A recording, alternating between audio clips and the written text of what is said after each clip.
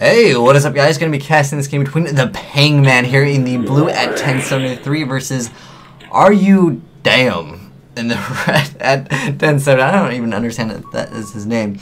I love when people have lowercase and uppercase letters and they text you. It's like, no, I don't know why. I'm not a very good speller, but for some reason that just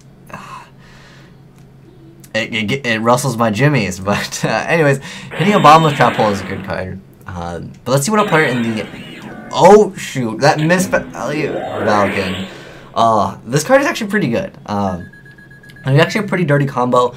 This card plus Safe Zone, Phoenix Chain, Big Bang Shot. There's so many combos with Miss Valley Falcon. We can keep on like plussing every single turn. But unfortunately, there was 2 back row for our player in the blue. But player in the red doesn't even have any monsters. The player in the blue's deck, I'm pretty sure it's going to be that Miss Valley Falcon control. It's a very slow deck, but if it opens up good, it can stun your opponent immediately. But let's see what our player in the red is playing. I'm actually kind of curious because it doesn't look like Spellbooks and it doesn't look like E-Dragon. So I'm excited to see what deck player in the red is playing because I'm kind of tired of the tier 1. I'm waiting for next format. I'll be playing a lot more Yu-Gi-Oh! Next format, and I'll be playing on DN. But the only thing I don't like with DN is sometimes, people argue over rulings. Although, generally with me, it doesn't happen too much because I try to play against high-rated players. No, I'm not playing. Okay, so Heavy Time. Oh, see, I told you, that was Phoenix Chain. That's one of the setup cards. So a player in the red goes +1. Not bad at all. But here's the thing with when you play against Miss Valley Falcon control. That deck has a lot of back row. And once you've heavy, they're just going to set 5. And a player in the red is going to be playing those vampires. So he's going to sack for Vampire Grace. So, this one's effect. I remember I played the vampires. I didn't play this one though, but I briefly looked over a few of their effects. So, most cards in your graveyard with a level 5 or higher zombie type monster is special summoned by a zombie type monster's effect. You can pay 2,000 life points to special summon this card from your graveyard. Okay, so the card seems okay. I'm trying to think of how I can really utilize it. Like, how do you get this card into the grave?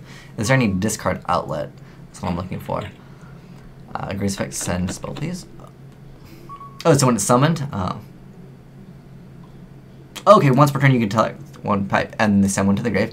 And then you get the effect of the field spell. And when a card is sent from the opponent's deck to the graveyard, you get to target one card in the field and you can send one dark vampire monster from your hand or deck to the graveyard. And if you do, destroy that target. That's not bad. And it allows him to dump the vampire's grace. That's not bad at all. So it's once per turn, he just gets to, basically pop one card. And he gets to go through his deck and kind of mill. That's not bad at all. And this card is basically like Snowman Eater. He has low defense, but... Oh, he's got that! He's got that super transformation. Oh, no, that's a regular transformation. So he's got Call of the Haunted. I'm trying to think. What can he go with Call of the Haunted that will make this actually viable?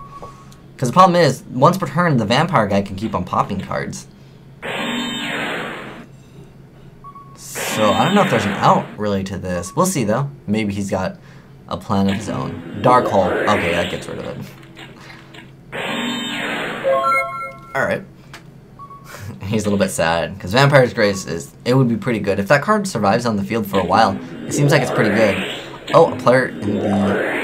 Blue is going to activate Anti-Spell Fragrance. That's pretty good. He's going for that Miss Valley Falcon, and he's got that Call of the Haunted, so he can just bounce back this every turn. So our player in the blue basically has access to spells all the time, and our player in the red doesn't. And a Solemn Warning activity, that's going to hurt a little bit, especially now since the player in the blue kind of has a little bit of control with that Anti-Spell Fragrance, because that essentially will shut off spells for a while.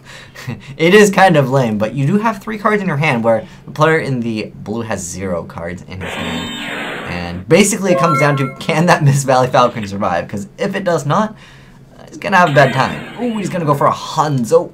And he's going to get the effect of Hanzo. So let's see what he's going to go for. Is he going to go for... Okay, he's going for that transformation. Alright, I was wondering if he was playing the super transformation, but I had no idea. Because I'm guessing he plays Dark Samorg. That's my guess. So he's going to bounce back the Anti-Spell Fragrance, and he's going to be able to attack, and then he can just reset it, and then activate it again. Not bad. Ooh, and Tragodia is dropped. Okay. He's going to attack, and he's going to be able to kill the Tragodia because it only has, what is it, 600? Or is it 800? Yeah, 600 defense. I would have taken the damage and dropped the Trag later. I don't really know the player in the red's hand, so can't really say for myself. Ooh, he's got the lock. He's got the Dark Samorg anti-spell fragrance lock. That's pretty cool. For a moment there, I thought a player in the red was going to win, but turns out player in the blue has significant advantage if there is a torrential tribute. Oh, no, this is it's not. It's Apex Avian. Okay. Alright, that's cool. I bet he does play Dark Samorg as well.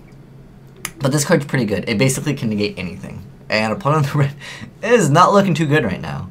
We'll see what he's going to be able to do, though. So you can target Mist Valley Apex Avian, and so basically when anything is activated, you can return one Mist Valley card you control, and it does include itself. So that's pretty cool. I like where this is going, and I'm so glad that these are both two decks that really aren't that meta. Although vampires, depending on the support they get, oh, he says not some more, but yeah, it is still pretty dirty. I really think our player in the red definitely should have just waited and took that extra 1,800 points of damage. But the way I also look at it is perhaps he didn't want to take the 1,800 because if he took another 1,800 points of damage, maybe he was not going to be able to do, I don't know, maybe I was thinking Instant Fusion, but he still would have been able to activate Instant Fusion. Because I've seen a few of the Vampire decks play Instant Fusion just so they can go for rank 5s. Another Hanzo, that is going to hurt a little bit. But, I mean, he doesn't really have to worry about, anything because this card basically is negate anything. It does have to put itself back to the hand. It's not very good in the hand. But we'll see what he does. And he's going to be able to bounce back the anti-spell fragrance, so if he wants to use spell and main phase 2, he can definitely do so. And this is going to be game. Pretty much, I don't think there's anything. Maybe like negate attack or a battle fader or something. And can this not attack or something? Why didn't he attack with that? He's gonna go for like Dark Samorg or something. At this point, it's just unnecessary.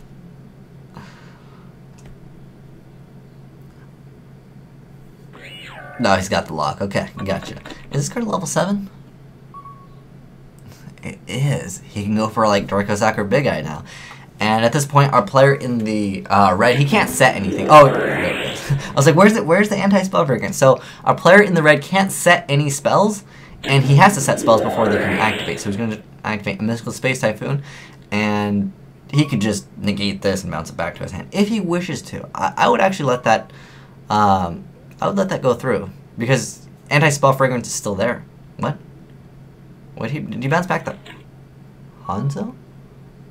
Because it has to be a Mist Valley card. What? I'm pretty sure that doesn't work like that. But,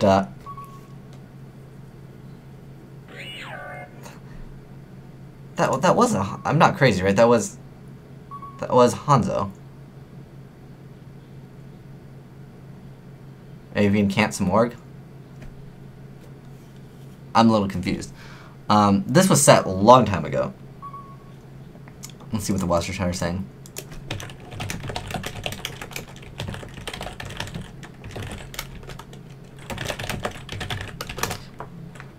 Why is someone spamming the Boxy fan page?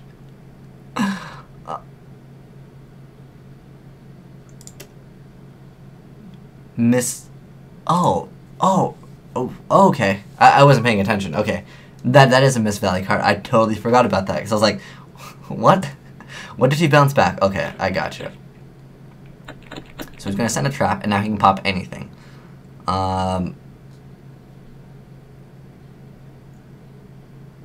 So he can pop one card.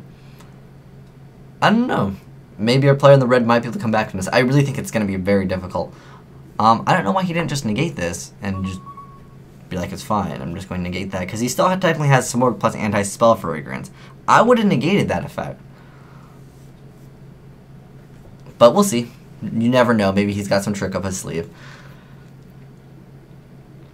But yeah, player in the red was able to activate Reborn. I don't know why the guy in the blue was like, no, you can't do that. Because this card was set a long time ago.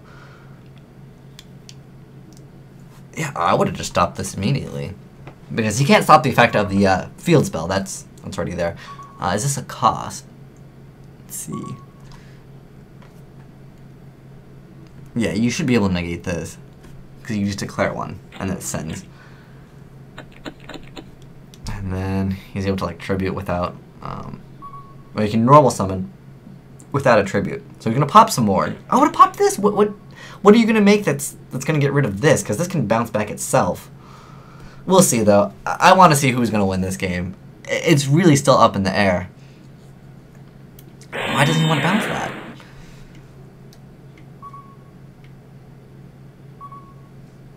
I think that's effective. Sorcerer. I still think I should have popped this, but I don't know. Is this a once per turn? And that is a once per turn.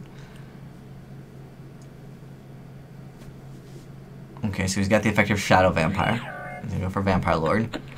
And now he can XYZ for a 5, and I'm trying to think if there's any 5 that just has enough attack just to attack over it so it can't like negate anything. Oh. That's not bad. So you can target the Samorgan. If he negates this, this is just gonna come back. That's not a bad idea.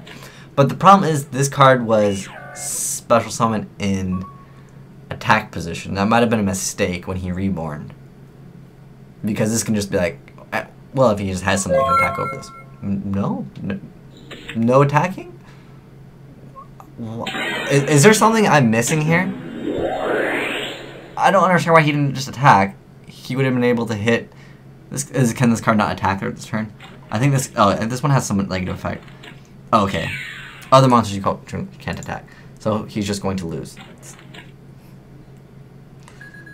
That's a bummer. So, like I said, guys, that was one misplay that a player in the red made. Had that been in defense, he might have been able to win. Maybe. He just should have summoned the thing in defense. He might have actually won the game by that. But yeah, this card can't. It's like no other monsters can attack. Where does it say that? But if you do, monsters you control cannot attack this turn, except for that monster. He could have actually crashed this.